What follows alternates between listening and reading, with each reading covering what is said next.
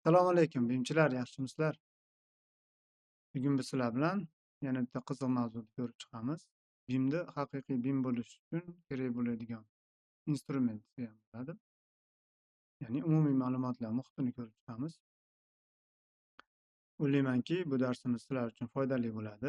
O'zbek segmentida, o'zi rus segmentida ham sot haqida bunchalik to'liq ma'lumot berilmagan deb o'ylayman. Va bu darsimizni oxirigacha ko'ring, albatta manfaatli bo'ladi degan umid. Xo'p, umumiy ma'lumotlar muhiti nimaga kerakligini ko'rib chiqishdan oldin, bu savolga javob berishdan oldin o'zi loyihalash jarayonida paydo bo'ladigan muammolarni ko'rib chiqdik.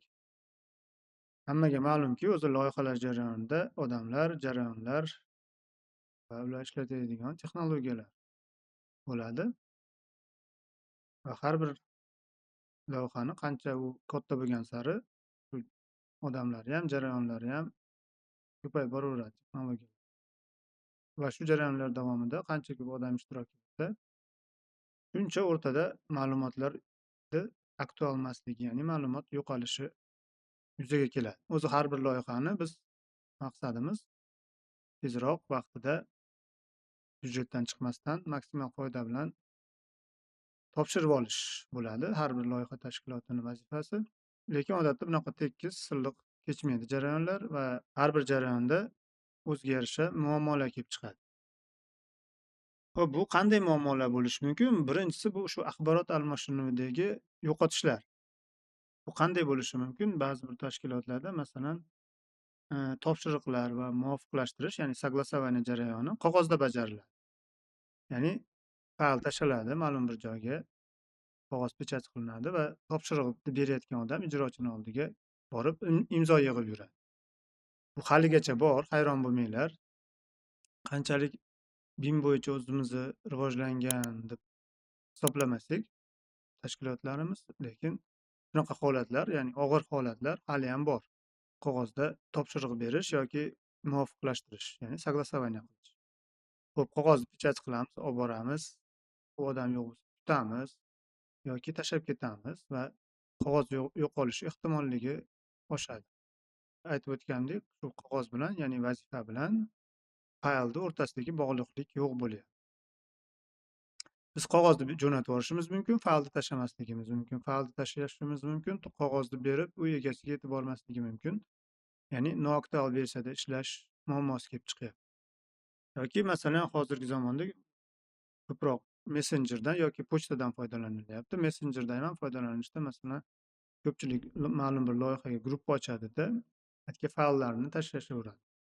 Bu yerda masalan u odamni o'qimasligi mumkin, eski faylda ishlashi mumkin yoki yangi odam qo'shilganda xabarlar ketma-ketligidan qaysi fayl oxirgi yoki qaysi fayllar qaysi topshiriqqa kerakligini anglanmasligi mumkin. Yoki pochtadan jo'natganimizda ham xuddi shunday pochtaga bog'lab qo'ysak va topshiriqni ham pochta orqali berib yuborsak, bu yerda ham bir-biriga bog'liqligi bo'lsa-da, keyinchalik bizda muammo shu bog'liqlikni oqtarishda, ya'ni fayllar ketma-ketligida pochtada qaysi biri qaysi topshiriqqa kerakligini topishda qiynalishimiz mumkin. Va bunday, ya'ni muvofiqlashtirishdagi yoki topshiriq berishda kechikishlar keyinchalik o'zaro bo'limlar orasida har xil versiyalarda, har xil fayllarni versiyasida ishlashga olib kelishi mumkin. Va bu aytib o'tgandek pochta orqali jo'natilishi yoki masalan Telegram orqali, messenjer orqali xabarlarni o'zaro alishish shu loyihaga, ma'lum bir loyihani dokumentni tarixini olib borishga to'sqinlik qiladi. Ya'ni tarixi bo'lmaydi, tarixi yo'qoladi. Masalan, pochta orqali jo'nataverganimiz sari qaysi pochta qaysiga tegishli, qaysidan keyin kelganligini biz kunlar bo'yicha aniqlasak-da, aynan shu qaysi proyektga, qaysi zamechaniyadan keyin, qaysi kommentariydan keyin qaysinisi to'g'ri kelishini pochta ham bizga qiyinchilik tug'dirishi mumkin. Yoki Telegramda ham ma'lum bir dokumentni tarixini biz o'zaro ko'rib chiqa olmaymiz. Masalan, oldingi versiyalarga qaytishimiz mumkin, lekin u versiya qaysidan keyin kelgan, qaysi qarordan keyin yaratilgan, buni biz bila olmaymiz. yoki Telegramga yangi xodim qo'shilsa, bizni gruppamizga unga ham yana qaytadan jo'natib yoki tushuntirishga to'g'ri keladi. Ya'ni tarixi yo'qligi uchun butun hodisaga, ya'ni hozirgi holatga tushuntirishga to'g'ri keladi. Va o'zgarishlar tarixini yo'qligi, masalan, aytib o'tganimdek, biz ma'lum bir qarorga qaysi bir izohdan keyin, qaysi bir kommentariy yoki qaysi bir yechimdan keyin kelganimizni bilolmaymiz. Bir oydan keyin biz eslolmasligimiz mumkin. Aynan mana shu fayl nimaga o'zgarganligini va nimalar o'zgarganligini biz bilolmasligimiz mumkin. Ya'ni yagona saqlovchi manba bo'lmaganligi uchun biz buni bilolmasligimiz mumkin. Yana boshqa holat, masalan, har bir ijrochi o'z versiyalarini o'zida saqlashi. Yagona manba bo'lmagani uchun o'zida saqlashi o'ziga yarasha muammoni keltirib chiqaradi. Masalan, xodim kasal bo'lishi mumkin, yo'q bo'lishi mumkin. Har xil holat bo'ladi va biz aktual versiyaga, aktual faylga dostupimiz bo'lmaydi hozirgi kunda. Yoki telefon qilib chaqiramiz, yoki tashlab beradi, yoki shunaqa. Xullas vaqt olinadi. Ya'ni yagona manba bo'lganda o'tiramizda, birovga savol bermasdan ishlab ketaversak qanday qulay bo'lardi. Aytib o'tganimdek, fayllarni tarixini yo'qligi, shu registratsiya, fiksatsiya qilib borilmasligi fayllarimizni versiyasini yo'qligiga olib keladi. To'g'ri, biz versiyalarni, masalan, kompyuterda o'zimiz har xil versiyalar, oxirgi versiya, eng oxirgi versiya, undan ham oxirgi versiya deb saqlab yoki kunini yozib saqlab borishimiz mumkin. Yoki papkalarda, masalan, status bo'yicha согласовано yoki admino, там har xil papkalar yaratib turib, ular bo'yicha saqlashimiz ham mumkin. Lekin bu yerda ham yana na fayllarni tarixini bilamiz, nimadan keyin nimaga bu fayl yaratildi, nima o'zgartirildi yoki papkaga ma'lum bir statusda nimaga o'zgardi, kim согласовать qildi, qachon, buni bilolmaymiz. Biz fayllarni papkadan papkaga ko'chiramiz xolos. Ya'ni hammasi shu yagona manba bo'lmasligini sababi. Va bu tarixda saqlanmasligi va o'z navbatida versiyalarni yo'qligini sababli biz kerakli versiyaga keyinchalik oldingi versiyalarga qaytishda muammo tug'dirishi mumkin. Masalan, ma'lum holatda ma'no o'zgargandi zamechaniyadan keyin. O'sha fayl qaysi desa biz javob bera olmaymiz. Bu oxirgi, eng oxirgi deb kunini yozib ketgan bo'lishimiz mumkin.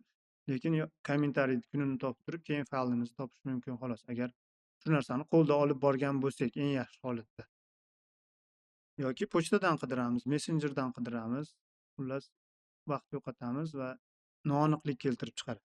Xo'p, bu bog'liqlikda, ya'ni informatsiya bilan shu tarixni yaratib, uni izohlar va kommentariylarda shu fayllar bilan bog'liqlikni qanday yechishgan? Ba'zi bir tashkilotlarda xodimlar bilan yechishgan. Ya'ni ma'lum bir xodimlar bo'ladi. Ularning asosiy ishi shu elektron pochta bilan Excel fayl bo'ladi. Excel faylda shu qaror, kommentariylar, izohlarni yozib borishadi va ularga tegishli fayllarni yozib borishadi.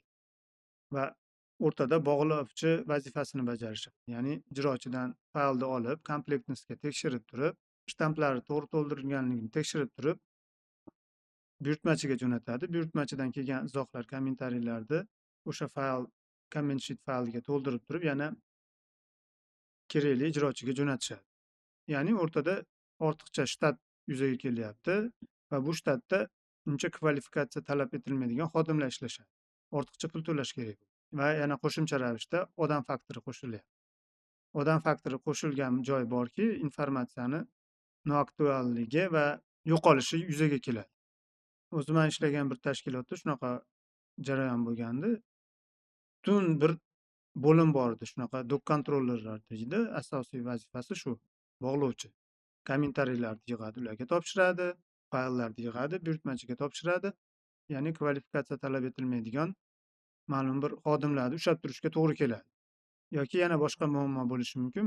Bu yerda shtat muammosida xodimlar kelib ketishi bor va hozirgi yangi kelgan xodimga hozirgi holatni kimdir tushuntirishi kerak hamisha. Soha tashkilotida bo'lsa, kimdir ishdan chiqib ketdi, uni o'rniga boshqa odam keldi va uni kompyuterda axtarib topish kerak bo'ladi yoki serverdan topish kerak bo'ladi va oldingi holatda, oldingi berilgan yechimlarga yana qaytmasligi uchun tarix yo'q. U oldingi berilgan решениyani, oldingi yechimni yana taklif qilib yuborishi mumkin. Ya'ni ortiqcha velosiped yaratishi mumkin. Agar tarix bo'lganda bu yechimlar nimadan keyin kelib chiqqanini u tushunib olardi va oldingi yechimlarga qaytmasdi o'z-o'zidan. Endi bu loyiha tashkilotida bo'lsa yaxshi, qurilishda bo'lsa, masalan, yagona manba yo'q, pudratchi ketib qoldi deylik va yangi pudratchi kelganda unga yana kimdir tushuntirishi kerak. Qaysi faylda ishlayapmiz, qaysi holatda, ya'ni hozirgi oqimga kirib olish uchun yangi pudratchiga ham yana kimdir tushuntirib vaqt sarflaydi va tabiiyki vaqt bu pul. Yana keyingi muammo bu xavfsizlik muammosi. Xavfsizlik muammosida masalan har xil holatlar bo'lishi mumkin. Fayllarimiz serverda saqlanganda biz bilmasdan yoki bilib turib o'chirib yuborishimiz mumkin. Aytib o'tganimdek, katta tashkilotda ishlaganman, juda ko'p loyihalar bor edi va bir necha marta shunaqa holatlar ro'y bergan. Serverda informatsiya endi to'liq emas, ma'lum bir qismi o'chib ketgan holatlari bo'lgan. Administratorlar endi tiklashgan, lekin to'liq tiklangan, ba'zilari endi vaqt sarflab tiklashgan. Yoki yana boshqa holat bo'lishi mumkin. Ijrochilar o'z kompyuterida ishlaganda kompyuter buzilib, ma'lum bir vaqt tiklanishga sarflanadi va aktual informatsiya yo'qolishi mumkin. Yoki yana boshqa holat, ishdan chiqib ketayotgan xodim fayllarni ataylab yoki esidan chiqarib oxirgi versiyalarni bermasligi mumkin. Bu yerda ham o'sha xavfsizlik muammosi o'zi o'chirib yuborishi mumkin. Yana kimdir o'rniga kelgan qaytadan qilishiga to'g'ri keladi. Shuni tushunishimiz kerakki, sodda o'zi asosan xavfsizlik uchun ham ishlatishadi. Bunga misol tariqasida hozirda ikkita sodda administrativ funksiyalarni bajarayotgan bo'lsam, birinchisi o'ta maxfiy obyekt, uni nomi ham yo'q, условный nomi bor. Hech kimga hech qanday ma'lumot tarqatilmaydi va shunda sod ishlatishadi va soddan tashqari boshqa joyda na Telegramda, na pochtada fayl emas, hattoki skrinshotlar ham jo'natish mumkin emas. Faqat shu sod orqali ma'lumot alishiladi. Va ikkinchi misol, unda ijtimoiy obyektlar, o'zi davlat tashkiloti va bari ijtimoiy obyektlarda, ya'ni maxfiy emas obyektlar ishlatiladi va u yerda xavfsizlik uchun qo'rqib sodga yuklashni inkor etishdi xodimlar. Shuni tushuntirishga to'g'ri keldi. Sod bu asosan xavfsizlik uchun. Sizda saqlanayotgan fayl o'chib ketishi mumkin, siz ketib qolishingiz mumkin, kompyuteringiz buzilishi mumkin yoki yana shunday har xil holatlar bo'ladi. Keyinchalik yana siz o'rningizga kelgan odam sizni kompyuteringizni berib yuborsa, shu soddan olib ishlataveradi. Shuning uchun sod asosiy, birinchi o'rinda eng xavfsiz va oxirgi versiyalarni saqlovchi manba bo'ladi. Shuning uchun qo'rqmasdan bunga yuklashlang kerak. Tushuntirishga to'g'ri keldi. Hattoki shu sodni initiatori bo'lgan, sodni ishga tushirish uchun mas'ul bo'lgan xodimga ham tushuntirishga to'g'ri keldi.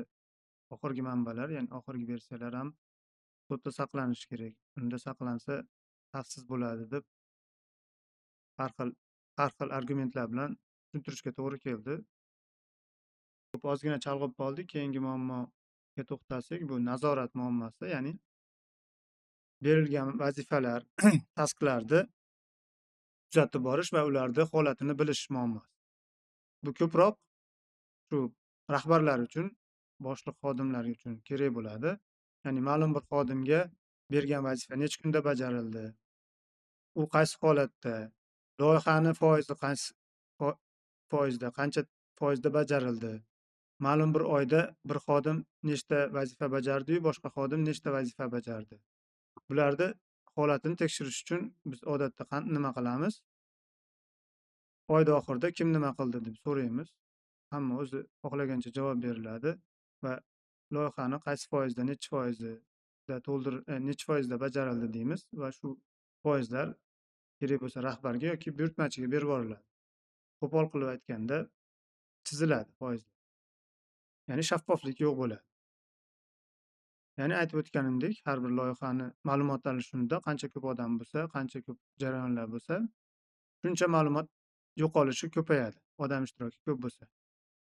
Va biz o'zimizni aqliy resursimizni shu tarixni eslab qolishga, faylni oqtarishga, kerakli odam bilan согласование qilishga yoki topshiriq berishga yoki ma'lum bir yechimlarga qachon keluvdik va ma'lum bir qarorni nimadan keyin kelib chiqqanini shularni eslashga yoki birga muhokama qilishga sarflab qo'yyapti. Aslida bizni aqliy resursimiz bunaqa statistik ma'lumot, tarixiy ma'lumotlarga emas, balki ijod uchun foydalanganimiz yaxshi emasmi? Bizni potensialimiz undan yuqori-ku, masalan. Shu statistika, tarix, fanlar tarixi, versiya hamma yo'q qayerdadir saqlansa-da, biz asosiy ishimizni loyihalashga, injenerlik ijod ishlariga sarflasak yaxshi emasmi? Shunaqa holat, shunaqa savollar sizlarda kelib chiqqan bo'lsa, shunaqa muammolar sizlarni qiynayotgan bo'lsa, tabriklayman. Bu darsimiz siz uchun bu muammolarni yechimi shu umumiy ma'lumotlar muhiti bo'ladi. Umumiy ma'lumotlar muhiti o'zbekchada shunaqa qilib tarjima qildik. Kanalimda ham apros qilganda shunga ko'p ovoz berishdi. Shuning uchun shuni qabul qildik. Agar sizlarda boshqa takliflar bo'lsa, bemalol izohlarda qoldirishlar mumkin. Telegram kanalimga ham silkani qoldiraman, podpiska qilishlar mumkin. Bu yerda ham qiziqarli ma'lumotlar bo'lishga harakat qilamiz. Xo'p. Inglizchasiga Common Data Environment deyiladi. Qisqartmasi CDE bo'ladi va biz ko'p ishlatadigan ruscha versiyasi SOD deyiladi. Sreda общих данных. Xo'p, SOD nimaga kerak? Biz aytib o'tdik, muammolarni ko'rib chiqdik va an'anaviy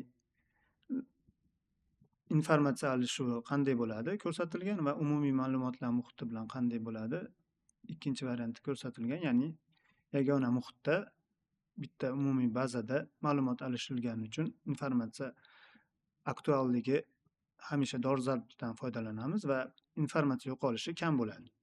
Umumiy ma'lumotlar muhitidan foydalanishimiz yuqorida aytib o'tgan barcha muammolarni o'z ichiga oladi va ularning yechimi bo'ladi.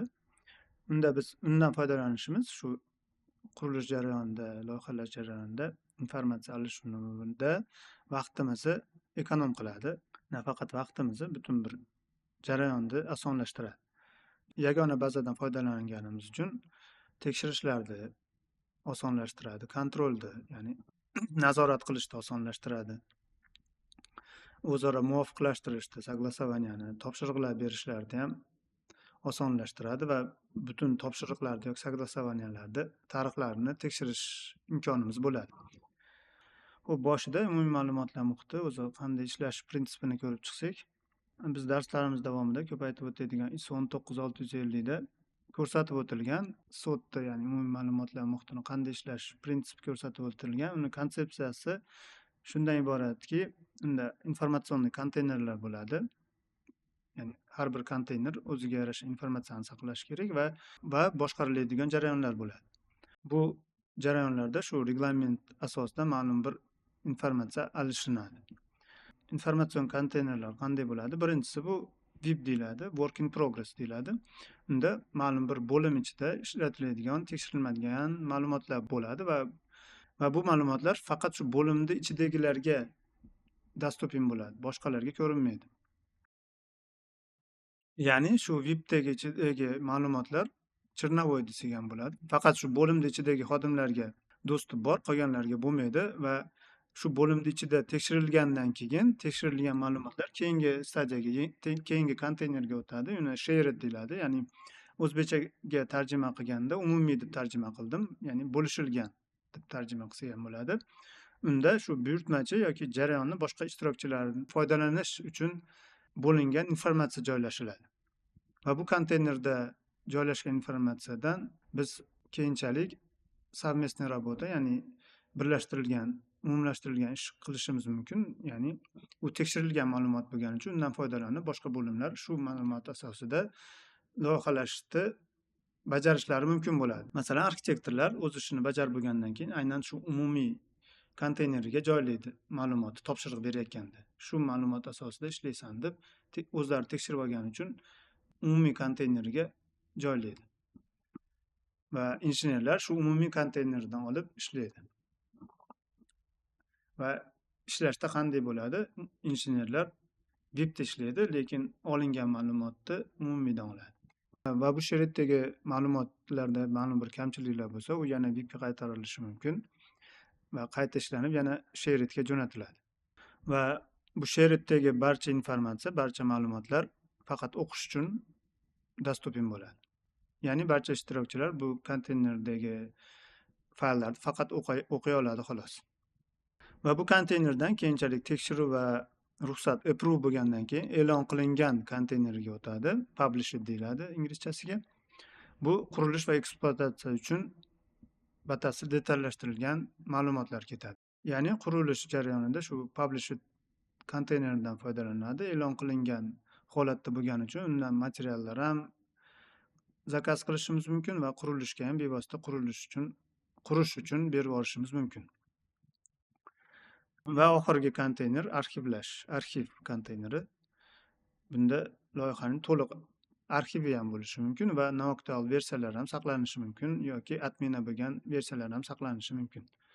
Arxiv konteynerida biz kimni qachon nima o'zgartirgan, qachon kelib tushgan, qanday o'zgarish bo'lgan barchasi shu arxiv konteynerida saqlanadi va kerakli ma'lumotlarni biz u yerdan olish imkoniyatimiz bo'ladi. Ya'ni arxiv konteyneri shu ma'lum bir sporlar, ya'ni ziddiyatlar, vajlar kelib chiqqanda kim qachon qilgan, nimadan keyin nima yechim bo'lgan, qanday qaror qaysi bir kommentariy yoki izohdan keyin qabul qilinganligiga javob beradi. Shuning uchun bu arxiv konteyneri ham o'ta muhim hisoblanadi va tepada biz aytib o'tgan barcha muammolarni shu konteyner orqali ham biz bilib olishimiz mumkin bo'ladi. Ya'ni tarix saqlanib boradi.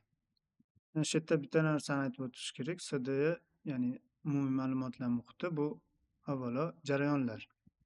Ma'lum bir dasturiy ta'minot emas, bu jarayonlar. Va dasturiy ta'minot bu shu jarayonlarni qanchalik o'zida qamrab olishini ifodalab beradi. Ya'ni ma'lum bir dasturiy ta'minotda to'liq bu jarayonlar aks ettirilgan bo'lishi mumkin, ma'lum bir dasturiy ta'minotda qisman bo'lishi mumkin. Bularni ham darsimiz davomida ko'rib chiqamiz.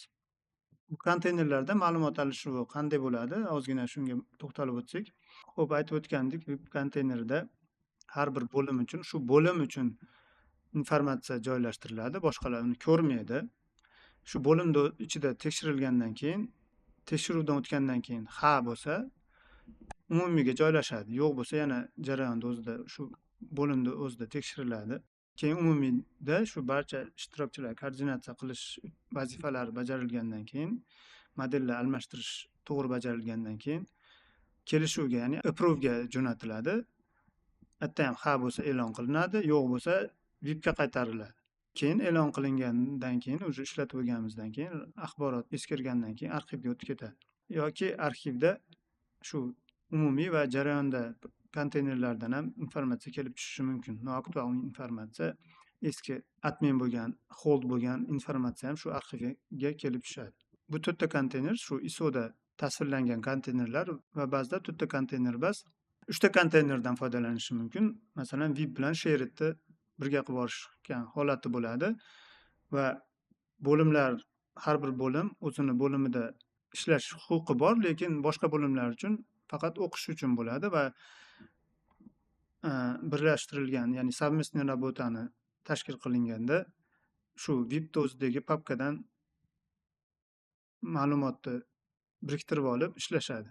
Ya'ni injenerlar arxitektorlar papkasiga bevosita Shared'ga emas, o'sha VIPdagi holatidan ishlashaveradi. Va biz birinchi loyiha tashkilotida shuni amalga oshirganimizda shunday qilgandik. Aslida bu uncha to'g'ri yo'l emas. Ya'ni bo'limlar orasida ma'lumot alishuvida tekshirilmagan informatsiya bilan boshqa bo'limlar ishlash holati kelib chiqishi mumkin. Shuning uchun Shared papkasi bo'lgan afzalroq. To'g'ri, agar loyiha tashkilotida ko'p odam bo'lmasa, masalan 20 tagacha odam bo'lsa, 3 ta konteynerdan foydalanish mumkin. Undan ko'p bo'lsa, tekshirilgan informatsiya bilan ishlash afzalroq. Chunki masalan arxitektor o'zida ishlayapti-da, uni faylini injener biriktirib olgan va arxitektor ma'lum bir holatda bir narsani o'chirib yubordi-da, ma'lum bir devordimi yoki plitani o'zgartirdi yoki kichraytirdi, xonani kichraytirdi va uni saqlab qo'ydi. Va shu VIPda ishlayotgan injener shu holatga reaksiya berib yuboradi. O'zini turbalarini o'zgartirishi mumkin yoki отоплениясini o'zgartirishi mumkin va arxitektor keyin o'zgartirsa, bu unga pretenziya bildirishi mumkin. Shuning uchun Shared papkasi bo'lgan afzal. Arxitektor tekshirib turib tashlash kerak va undan injener bog'lanishi kerak o'ziga. Ya'ni shu ISOda tasvirlangan holat bilan ishlansa, bir-biriga pretenziya bildirish kamayadi. Xo'p, endi sodda, ya'ni umumiy ma'lumotlar muhitini, imkoniyatlarni ko'rib chiqsak, hammasida har xil bo'ladi. Biz batafsil imkoniyatlarni ko'rib chiqamiz, ma'lum bir sodni ko'rib chiqmaymiz, balki har bir sodlarda bo'lishi mumkin bo'lgan imkoniyatlarni ko'rib chiqamiz. Bu imkoniyatlarni bilib olsang, keyinchalik o'zlaringda sodni tanlayotganda yoki ma'lum bir sodda ishlashlaring kerak bo'lsa, shu imkoniyatlar nima anglatishini bilib olasizlar. Xo'p, birinchisi litsenziyalash turlari va umuman joylashuvi. Litsenziyalash turlari bu bizni xalqimiz uchun yangi narsa bo'lishi mumkin. Ya'ni biz ko'proq litsenziyalanmagan produktlardan foydalanganimiz uchun litsenziyalashni biz yoqtirmasligimiz mumkin. Lekin sodlarda litsenziyasi ishlatib bo'lmaydi. Litsenziyalash majburiy. Va bu litsenziyalarda qanday usullari bor? Foydalanuvchilar bo'yicha, ya'ni ma'lum bir 50 ta, 100 ta foydalanuvchiga sotib olib ishlatish mumkin. Yoki hajmi bo'yicha. Hajmi qanday bo'ladi? Kartochka bo'yicha bo'ladi. Qancha kartochka yaratsangiz yoki obyektlar yaratsangiz, loyihalar yaratsangiz, ular bo'yicha litsenziya sotib olish imkoni bo'ladi. Va keyingisi shu umuman joylashuvi, qayerda joylashishiga bog'liq. Shu ma'lumotlar saqlash usullari deyiladi. Software as service deyiladi. Qisqartmasi SaaS bo'ladi. On cloud, ya'ni siz serverlaringiz bo'lmaydi, server sotib olmaysiz. On cloud bulutli saqlash usulida produktni taklif qilayotgan tashkilotni serverlarida saqlaysiz va boshqa turi on premise deyiladi. Buyurtmachini serverda, ya'ni zakaz qilayotgan tashkilotni serverda saqlanadi. Va yana uchinchisi gibrid yechimlar bor. Ba'zi bir ma'lumotlar buyurtma berayotgan tashkilot serverda saqlanadi, ba'zi bir ma'lumotlar, ya'ni programmani o'zi taklif qilayotgan tashkilotni, ya'ni поставщикni serverda saqlanadi. Afzalliklarini keltirib o'tishim mumkin. Masalan, sizga sodni tashkillash kerak bo'lsa, afzalliklarni bilib olishingiz kerak bo'ladi. On cloudda qanday afzalligi bor? Siz server qilmaganingiz uchun, ya'ni boshlang'ich xarajatingiz kam bo'ladi, server sotib olmaysiz. On premisda server sotib olasiz, uni uskunalarini qo'yasiz, administratoringiz bo'lishi kerak. Masshtablashda, ya'ni kattalashtirishda on cloud oson, tez masshtablashadi. O'zi pulini to'lasangiz kengayib boraveradi. Litsenziyasiga yoki hajmiga qarab pulini to'lasangiz o'zi kengayaveradi. On premisda o'zingiz serveringizda, ya'ni o'zingiz yoki administratoringiz kengaytirish kerak bo'ladi. Texnik xizmatga siz aralashmaysiz, provider qiladi, ya'ni tashkilot, xizmat berayotgan tashkilot bajaradi. On premisda aytib o'tganimdek, administratoringiz bo'lishi kerak shtatda va shu serverda u administrirование ishlarni bajaradi. On cloudda minus tarafi bu internetga bog'liq, ya'ni barcha informatsiya internet orqali bajariladi. On premisda shunisi plus, o'zingiz serveringiz bo'lganligi uchun, shu tashkilotda turgani uchun internet bo'lmasa ham ma'lumotlar alishuvi bajarilaveradi. Ma'lumot xavfsizligida on cloudda providerga bog'liq. Endi ular aytib o'tishim mumkin, har bir provider yaxshi himoyalangan ma'lumot beradi. On premisda siz bitta administratoringizni bilimiga bog'liq, ya'ni to'liq nazorat o'zingizda bo'ladi. Administratorda bilimiga bog'liq ma'lumotlarda xavfsizligi.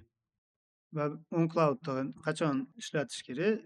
Sizda masalan tez va moslashuvchan kam boshlang'ich xarajat kerak bo'lsa, on cloud ishlatganingiz yaxshi. Agar siz davlat zakazi va juda sirli va sekretniy obyekt bo'lsa, on premise ishlatganingiz ma'qul. Yoki internet cheklangan bo'lsa ham on premise ishlatgan ma'qul. Xo'p, umuman biz ko'rib chiqadigan keyingi imkoniyati bu kirish huquqlari va xavfsizlikda qanday darajada berishi. E'tibor bersanglar ham bu yerda imkoniyatlarda yulduzchalar bilan ham berib qo'yapman. Bu imkoniyatga 3 ta yulduzcha beribman.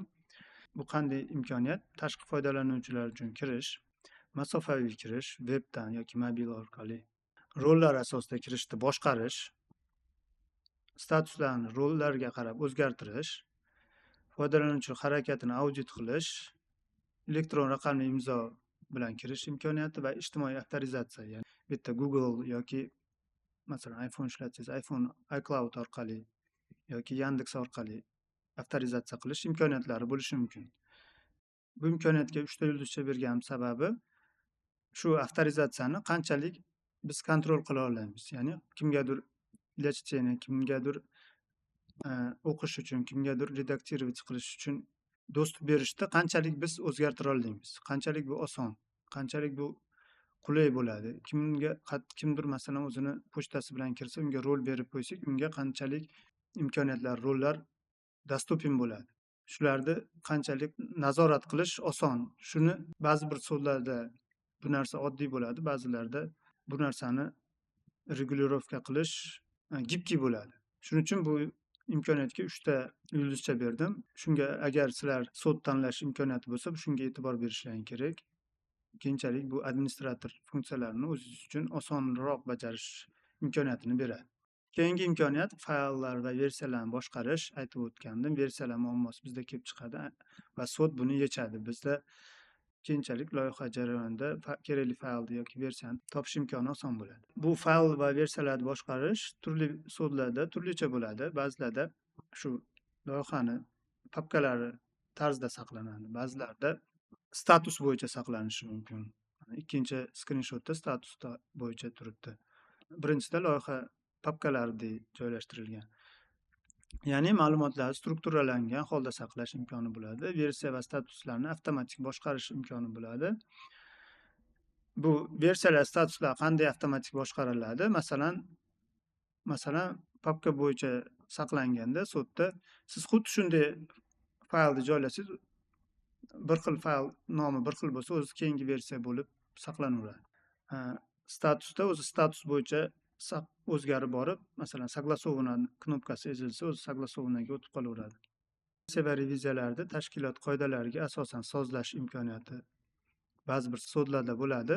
Masalan, ba'zi bir tashkilotlarda R1, R2, R3, A1, A2, A3 bo'lishi mumkin.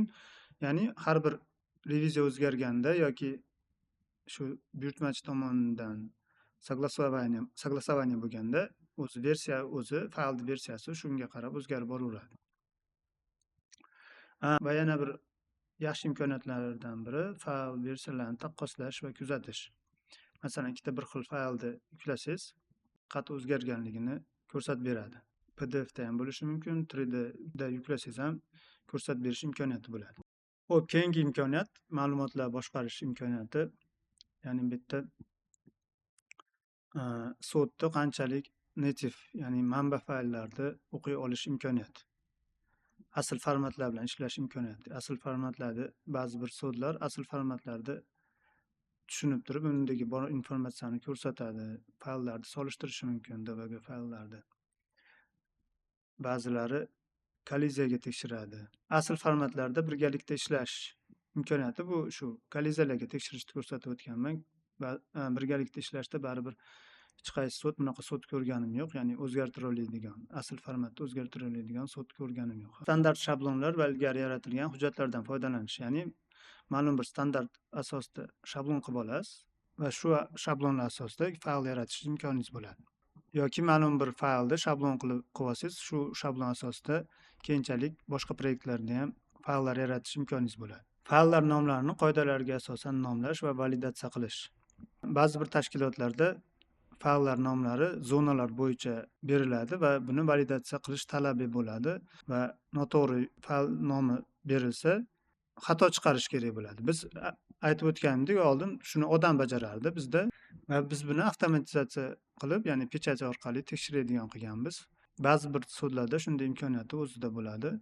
Zonalarga belgilab, bu zonada shunaqa maska orqali tekshirasan deb nastroyka qilib qo'ysangiz, shu nastroyka orqali yuklangan fayl o'tadi, o'tmaganida xato chiqarib beradi. Keyingi sod imkoniyati bu qidiruv va filtrlash. Qidiruv va filtrlash qanchalik moslashuvchan, gibki bo'lsa, topishimiz oson, tez bo'ladi. Ba'zi bir sodlarda buni kengaytma orqali amalga oshirishimiz mumkin. Ba'zi bir sodlarda kategoriya bo'yicha, ba'zi bir sodlarda status bo'yicha juda ko'p. Ya'ni har bir yuklangan ma'lumot o'zida meta ma'lumotlar saqlagani uchun va bu meta ma'lumotlar qanchalik ko'p bo'lsa, shunchalik biz filtrlash imkonimiz ko'payadi. Va bu qidiruvda biz bog'langan ma'lumotlarga ham o'tishimiz oson bo'ladi. Ma'lum bir proyektda ma'lum bir doc fayl bo'lsa, shu doc fayl orqali uni PDF fayliga, undan manba fayl, dbg faylga yoki revit faylga o'tish imkoniyatlari bo'ladi ba'zi bir sodlarda. Ya'ni qidiruv osonlashadi. Ba'zi bir sodlarda grafik ko'rinish bo'yicha qidiruv bor. Masalan, grafik ko'rinishni o'zida chizasizda va shu grafik ko'rinishga to'g'ri keladigan fayllarni topib beradi. Va yana ba'zi bir sodlarda taglar orqali qidiruv amalga oshirilgan. Bu ham yaxshi narsa. Masalan, faylni yuklaganingizda o'zi taglarni o'qib oladi. Ko'proq bu texnologik jarayonda taglari bo'ladi. Va shu taglar orqali u sizga oblaka chiqarib beradi. Shu tagda siz shunga tegishli fayllarni o'zi chiqarib beradi. Xo'p, keyingi muhim imkoniyatlardan biri shu butun loyihalar jarayoni tarixini saqlaydigan, keyinchalik pretenziyalarni, ya'ni vajlarni oldini oladigan imkoniyatlardan biri bu izohlar bilan ishlash imkoniyati. Ba'zi bir sodlarda bu bevosita faylni o'zida bajariladi, ba'zi bir sodlarda yoki proyektni o'zida izoh qoldirib ketish imkoniyati bo'ladi. Va ularda shu ijrochilarni tayinlash imkoniyati bo'lishi mumkin, bartaraf etish muddatini belgilashingiz mumkin. Izohlar uchun status va rollar belgilashingiz mumkin. Bu izoh eskirdi, bu izoh aktual, bu izoh yonyapti degan statuslar berib ketishingiz mumkin. Ba'zilarda shu izohlarni Excel formatiga eksport qilish imkoni bo'ladi. Ba'zilarda shu izohlarni bevosita PDF fayl yoki DVG fayllarni o'ziga berish imkoniyati mavjud. Juda yaxshi imkoniyat bu ham. Ba'zilarda shu 3D modellarni o'zida izoh qoldirish imkoniyati bo'ladi. Va bu imkoniyatlar juda ko'p qulayliklar keltirib chiqadi. Bevosita faylni o'zida yoki shu 3D modelni o'zida ko'rsatsangiz, tushuntirib o'tirmaysiz.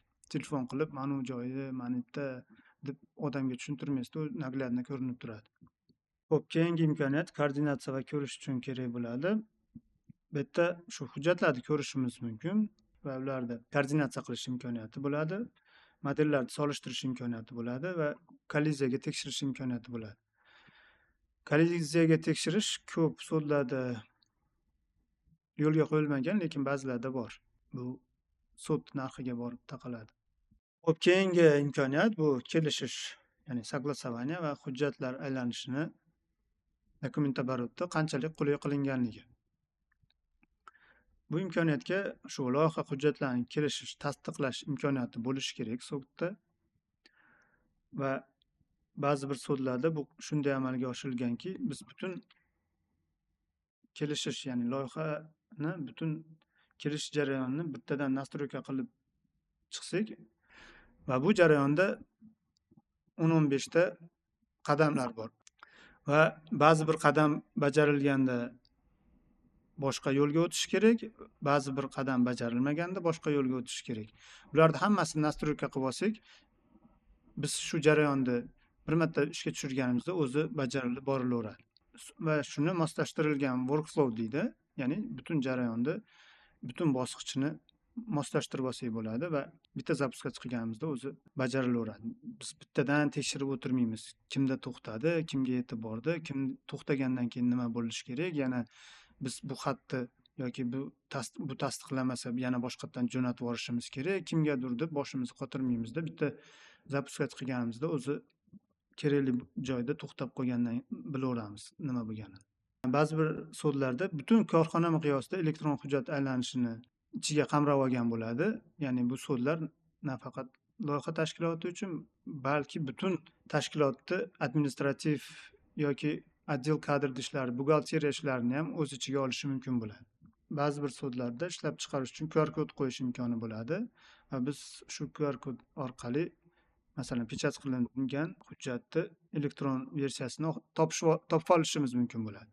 Yoki shtamp qo'yish, согласовано, настройку, настрой площадку, согласовано yoki отменено degan shtamplar qo'yish imkoni bo'ladi. Ya'ni statusini bilib olishimiz mumkin bo'ladi. Shunaqa imkoniyatlar ba'zi bir sudlarda bor. Va deyarli barcha sudlarda shu qaror va tasdiqlarni tarixini saqlash imkoniyati ham bo'ladi. Ya'ni qaysi qaror nimadan keyin kelib chiqqanligini biz tezda bilib olishimiz mumkin bo'ladi. Ba'zi bir sudlarda yana hujjatlar paketini pechat qilish imkoni bo'ladi yoki bitta arxivga saqlab olish imkoni bo'ladi. Ba'zi birlarimiz task trackerlar ishlatamiz, Ujal yoki Trello, shunga o'xshash task trackerlarda shu sodni ichida bo'ladi. Ya'ni tepada aytib o'tgandim, ko'proq bu boshqaruvchi xodimlar uchun kerak bo'ladi. Berilgan vazifani berilgan zadacha necha foizga bajarildi, qaysi holatda yoki butun bir proyekt qancha foizga bajarilganligini hisobotini tezda olib olish imkoniyati bo'ladi. Yana ba'zi bir sudlarda analitika, hisobot va nazorat qilish imkoni bo'ladi. Yoki bo'limlarni faoliyati bo'yicha hisobotlar olish mumkin. Xodimlar ishi bo'yicha hisobotlar, muddatlar va statuslarni nazorat qilish imkoni bo'ladi. Bu otчетlarni Gantt grafika asosida ham olishimiz mumkin bo'ladi. Va shunga qarab KPI yoki samaradorlik, xodimlarning samaradorligi, bo'limlarning samaradorligini ham hisoblash imkoniyati bo'ladi ba'zi bir sudlarda. Va shu vazifalarni va izohlarni shu dokumentlarga, proyektlarga bog'lash imkoniyati ham bo'ladi.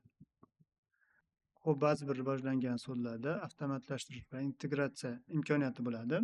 Bunda biz shu tashkilotda jarayonlarni avtomatlashtirish imkoniyatlari bo'ladi. Ya'ni sudni o'zi avtomatlashtirish imkoniyatidan tashqari biz yana shu loyiha tashkiloti uchun kerak bo'lgan avtomatlashtirish, spetsifik avtomatlashtirish jarayonlarini ham yaratish va ularni yo'lga qo'yish imkoniyati bo'ladi. Bu jarayonlarni avtomatlashtirish qanday yuz beradi? Tepada aytib o'tgandim. Shu masalan, ma'lum bir jarayonlarda bir necha bosqichdan iborat bo'lsa, buni avtomatlashtirish mumkin bo'ladi. Mana ekranda ko'rib turganlaring shunaqa avtomatlashtirishga misol, bitta ma'lum bir dokumentni согласованияsi, workflowsi, ya'ni qadamlari keltirilgan va bu workflow bajarilmaganda nima bo'lishi kerak, ya'ni согласование bo'lmaganda nima bo'lishi kerak va согласование jarayonida qanday amallar bajariladi, shular ko'rsatib o'tilgan va bu amallar programmani o'zida avtomatik boshqarib boriladi programma tomonidan. Shunaqa avtomatlashtirish tizimlari ba'zi bir sudlarda mavjud. Keyin ba'zilarda CAD va BIM dasturlari bilan integratsiya bo'ladi. O'zi o'rnatganingizdan keyin AutoCADda yoki boshqa BIM dasturlarida, Revitda panel paydo bo'lib qoladi. Unda shu faylingizni avtomatik tarzda sudga yuklash imkoniyatlari bo'ladi yoki uni sinxronizatsiya qilish va boshqa imkoniyatlari o'zi ishlab chiqaruvchidan kelib chiqqan imkoniyatlari bo'ladi. Yana ba'zi bir sudlarda Google Docs va Google Sheets'lar bilan integratsiya bo'ladi. Bu asosan otчетlar, analitik otчетlar uchun kerak bo'ladi. Va yana ba'zi bir sudlarda API va kengaytirish imkoniyatlari bo'ladi. Ya'ni o'zini API'si bo'ladi va boshqa dasturlash tillari yordamida shu API'ga murojaat qilib, siz uchun aynan shu tashkilot uchun kerak bo'lgan avtomatlashtirish holatlarini qilsangiz bo'ladi.